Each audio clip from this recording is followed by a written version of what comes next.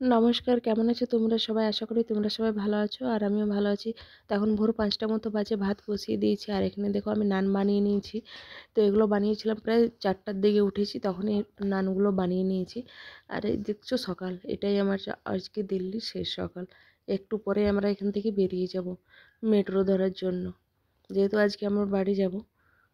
এখন ভাতটা হয়ে গেছে, ভাতটা নামিয়ে নিয়ে আমি তরকারিটাও করে নেব। মটর আর কী বলতো কাবলি বুট ভিজিয়ে রেখেছিলাম রাত্রে, ওগুলো দিয়ে একটা তরকারি করব ট্রেনে খাওয়ার জন্য এই পুরিগুলোর সাথে। দেখতে দেখতে আমার মেয়ে এখানে ঘুম থেকে উঠে গেছে। দেখো ঘুম থেকে উঠে ওর হাসিটা দেখো। ও কখনো ঘুম থেকে উঠে কান্না করে না খুব একটা, বেশিরভাগ টাইম এরকম হাসতে থাকে। কি করে দেখো। তো আমার রান্না হয়ে গেছে এখানে তরকারিটা। আর আমার গ্যাসের অবস্থা দেখো কি হয়েছে। এগুলো সাফ করার আর আমার টাইম নেই, ওর বাবা করে নেবে। তো এখন আমি তরকারিটা নামিয়ে নেব, আর ওই যে টিফিন দেখলে ওখানে আমি পুরিটা ভরে নেব। তো এখন আমরা বেরিয়ে গেছি। তো যাচ্ছি, দেখো ওর বাবা আমাদেরকে একটু এগিয়ে দিয়ে আসছে। ও যেহেতু যাবে না, ওর ডিউটি আছে, জেনারেল ডিউটি আছে, ওকে জেনারেল ডিউটি যেতে হবে। তো ওই জন্য ও আমার এখানে আমরাকে টোটোতে বসিয়ে দিয়ে ওর ডিউটি চলে যাবে। আমার তো যাওয়ার একটু ইচ্ছে নেই, আমাকে এতটুকু ইচ্ছে নেই যাওয়ার, কিন্তু কী করবো, টিকিট হয়ে গেছে, এমার্জেন্সিতে যেতেই হবে। তো এখন আমরা টোটোতে বসে গেছি, চলে গেছি মেট্রো স্টেশনে। এসে চেকিং করে নিয়েছি, টিকিটও বানিয়ে নিয়েছি। এখন আমরা লিফটে ওপরে উঠে যাচ্ছি। আগে প্রথমবার যখন এসেছিলাম আমি লিফটে চাপতে পারতাম না, আমার খুব ভয় করতো। কিন্তু এখন এমন অবস্থা হয়ে গেছে, এখন আর কারোর দরকার নেই, মেয়ে সামান নিয়ে একাই লিফটে উঠে যাচ্ছি। মেট্রো স্টেশন চলে এসেছি, মেট্রোর জন্য দাঁড়িয়েছিলাম, দেখতে দেখতে মেট্রো চলে এসেছে, গাড়িতে বসে গেছি। এটা আমার মেয়ে দেখো, ও এখনও অবধি বুঝতেই পারেনি যে আমরা ঘর এসেছি। তো মেট্রো থেকে নেমে এখন দিল্লি স্টেশনে এসে একটু রেস্ট করছি। এখন টাইম আছে আমাদের হাতে ১-১.৫ ঘন্টা। তো এখন বসে আছি বাইরে, এখন ভিতরে যাই না প্ল্যাটফর্মে, কোনো স্টেশনের বাইরেটা বসে আছি। এটা দেখো নিউ দিল্লি স্টেশন। তো স্টেশনের ভিতরে এসে মেয়েকে একটু খাবার দাবার খাওয়াচ্ছি। কিছু মেয়ে সকাল থেকে তো কিছু খায়নি সেইভাবে, তো সেও ভুজিয়েগুলো এনেছিলাম ওকে খাওয়াবার জন্য, তো হালকা একটু খেয়েছে ভালোই।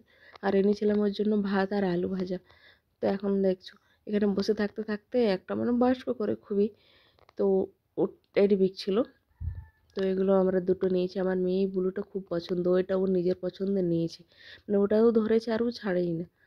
তো এই দুটো টেডি নিয়েছিলাম আমরা 100 টাকাতে। তো এখানে দেখো একটা ট্রেন দাঁড়িয়েছে, এই ট্রেনটা ছাড়বে তবে এই ট্রেনটা আসবে যেটাতে আমরা যাবো দুরন্ত এক্সপ্রেস। তো এখানে এত লোক মেলার থেকেও বেশি, মনে হয় আমাদের এই সাইডে মেলাতেও এত লোক হয় না। এত ভিড়, এতটাই ভিড়, আমি যতবার এসেছি ততবার এই সেম এই ভিড় পেয়েছি।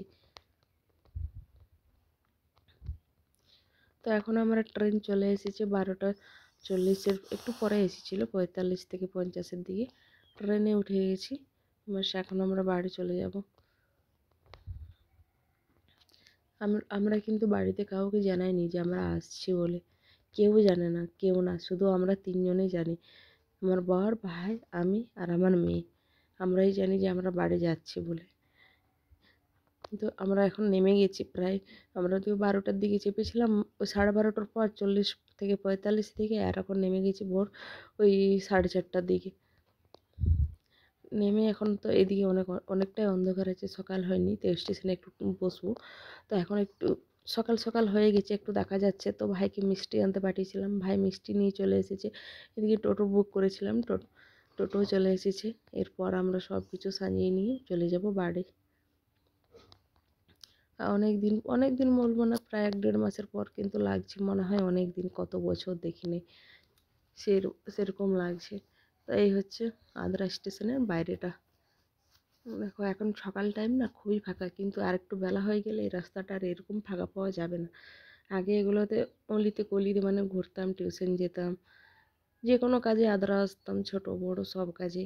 এখন কিন্তু আর আসা হয় না খুব একটা মানে কি, আগের বারে ট্রেন ধরেছিলাম তখন এসেছি, তার আগেরবারে নেমেছি তখন গিয়েছি, এইভাবেই মানে যতবার দিল্লি আসছি ততবারই আসা যাওয়া হচ্ছে, বাকি আর না। তো এখন এইটা দেখছো, এটা দিয়ে আগে প্রতিদিন সকালে আমি টিউশন যেতাম যখন পড়তাম, প্রতিদিন। হয় একটা টিউশন ছুটি থাকলে অন্যটা তো খোলা থাকতো। আর এই যে এই রাস্তাটা দেখছো, এটা আমাদের গ্রামের আগের রাস্তাটা, মানে একটু এগোলেই আমাদের গ্রামটা, পুরো কাঁচা রাস্তা গ্রামের। আর এখন যেহেতু ধান কাটার সিজন, ধান কাটা চলছে, হালকা হালকা কুয়াশা পড়েছে, দেখো শীত পড়ছে, ধান কাটা শুরু হয়ে গেছে। দেখো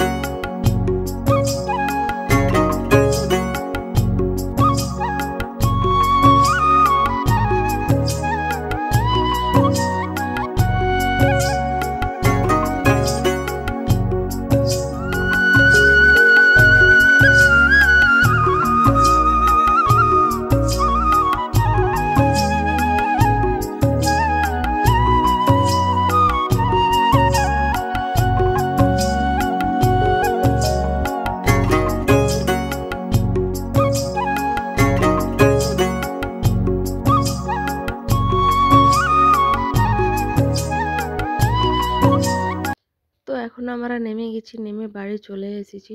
বাড়ি চলে এসে আমরা দেখে প্রথম রিয়াকশান সবাই দেখো কীভাবে তাকাচ্ছে। সবাই বলছে তোরা কী করে আলি, কখন আলি।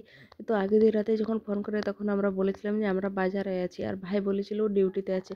তাই বলছে তোরা কী করে আলি, রাতে তো বাজার করছিলি, এত সকালে কী করে পৌঁছে গেলি। আর কেউ ছিল না বাড়িতে, বাবা গেছিলো মুখ ধোয়ার জন্য, মা গেছিলো বাড়িতে ওরা আমাদের সবজি লাগিয়েছি, মূলো আছে আর পালক কী সব আছে, ওগুলো জল দেওয়ার জন্য। তো বাড়ি এসে এখন আমি খামারে চলে এসেছি। খামারে দেখো আমাদের ধান চলে এসেছে, এই ধানগুলো আজকে কাকারা পিটবে, আর ওইগুলো এখন বসানো রইবে, মানে ঝাড়বে। আমাদের এখানে সচরাচর ঝাড়বেই বলে। আর এটা আমার দাদার খামার, দেখো দাদার সব ঝাড় হয়ে গেছে। আর আমার মেয়ে তো এই পরিস্থিতিতে এসে খুবই খুশি, মানে এরকম জায়গা খোলামেলা। হ্যাঁ, মানে আমাদের বাড়িতে হাঁস মুরগি ছাগল গরু সব কিছুই আছে। তো ওগুলো দেখছে, ছাগলগুলো আসছে বসছে, মুরগিগুলো আসছে। আমার মেয়ে এগুলো দেখে এতটাই খুশি কি আর বলে দেবো তোমাকে। দেখো আমার বাবা চলে এসেছে মুখ ধুয়ে। আর আমার মেয়ে কিন্তু সবাইকে আনাড়ি করলেও আমার মাকে আর বাবাকেও কখনোই আনাড়ি করে না। যতই দিন পরে দেখো ঠিক ওদের সাথে মিশে যাবে কলেজ আপে। তো এখন 2:30 মতো বাজে, আমি ঘুমিয়ে গিয়েছিলাম। তো এখন উঠে মুখ ধুবো, মুখ ধুয়ে নিয়ে খাবার খাবো। সকাল থেকে কিচ্ছু খাইনি। খাবার দাবার খেয়ে বিকালে এখন একটু রোদে বসেছি মেয়েকে নিয়ে। তো দেখো আমার মেয়ে মুরগিগুলোর সঙ্গে কি সুন্দর খেলা করছে, দৌড়ে যাবে আসবে, পুরো খামারটা খেলছে। আসল কোয়ার্টারে থাকি তো, কোয়ার্টার বলবো না, ভাড়া বাড়িয়ে বলি চলো। আমাদের ওখানে এতটা খোলামেলা জায়গা নেই, আর এত কিছু মেয়ে দেখতেও পাই না। বারান্দা থাকে তো অনেক বাচ্চারা খেলা করে, তো তাই ওকে সেই মতো ছাড়া হয় না। কেউ এসে ধাক্কা দিয়ে দেয়, পড়ে যায়, আবারও চোট পেয়ে যায়, ওই জন্য। আর এখানে দেখো নিজেই কি সুন্দর খেলছে, উঠছে, পড়ছে, আবার উঠছে নিজে থেকে, আবার দৌড়ে যাচ্ছে। তো এখন রাতে এইগুলো চপ এনেছিল বাবা পেঁয়াজি, আমাদের এখানে এগুলো খুবই বিখ্যাত, খুবই ভালো খায়। তো এখন এগুলো খেয়ে নেব।